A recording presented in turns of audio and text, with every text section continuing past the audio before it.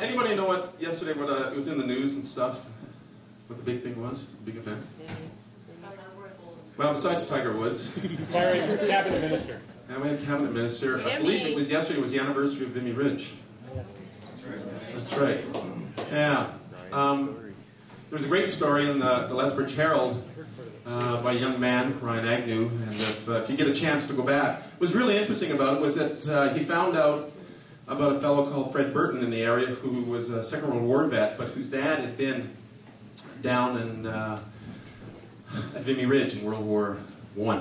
And so he was recounting the story. It's a very moving piece.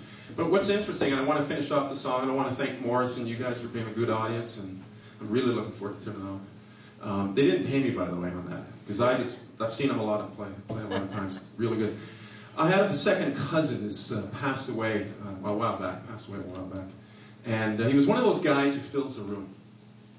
You know, if there's an opinion there, he's got it and all this stuff, or he had it. But one day, you always had honors on his chest, you know, several times a year. He belonged to the Legion and this stuff.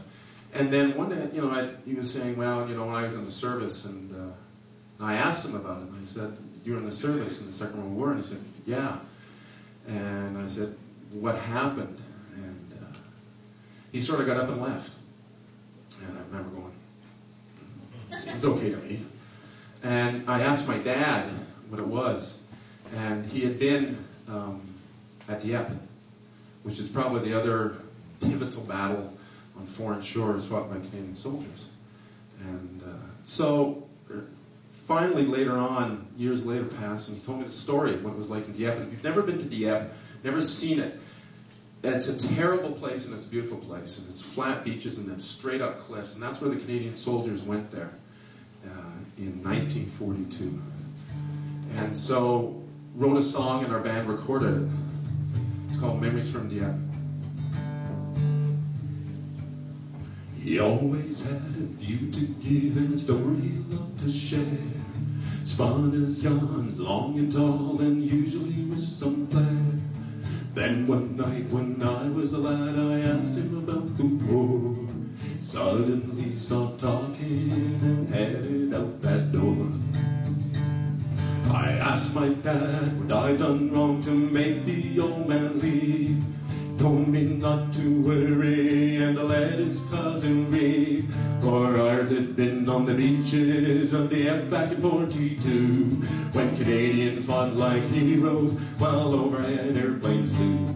They came from Pictou County, Sherbrooke and the Sioux, Brandon, Regina, Red Deer, Hope and Whitehorse too, for they were Canadian soldiers far from their own homeland, and they battled with endless courage over those rocks and sands.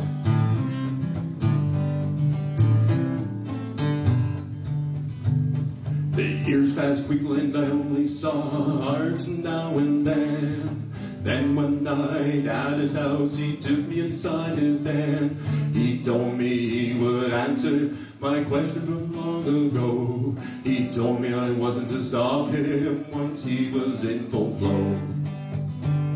He told how he and 5,000 others hit that French shoreline, only being met by an enemy who'd been there for some time. His voice choked as he told about the day he went to hell.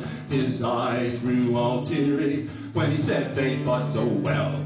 They came from Pictou County, Sherbrooke and the Sioux, Brandon, Regina, Red Deer, Hope and Whitehorse too, for they were Canadian soldiers far from their own homeland, and they battled with endless courage over those rocks and sand.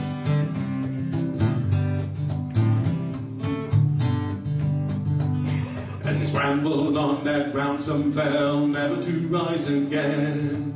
No one had time to wonder if their efforts were all in vain.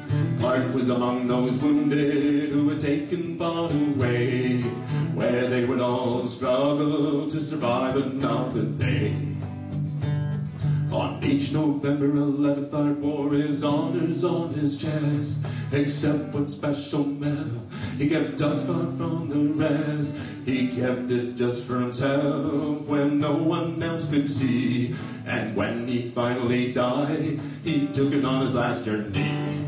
They came from Pictou County, Sherbrooke and the Sioux, Brandon, Regina, Red Deer, Hope and Whitehorse too. For they were Canadian soldiers far from their own homeland, and they battled with endless courage over those rocks and sand. They came from Pictou County, Sherbrooke and the Sioux, Brandon, Regina, Red Deer, Hope and Whitehorse too. For they were Canadian soldiers far from their own homeland, and they battled with endless courage over those rocks and sand.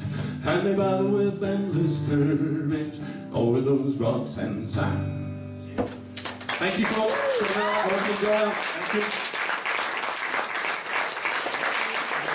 Thank you.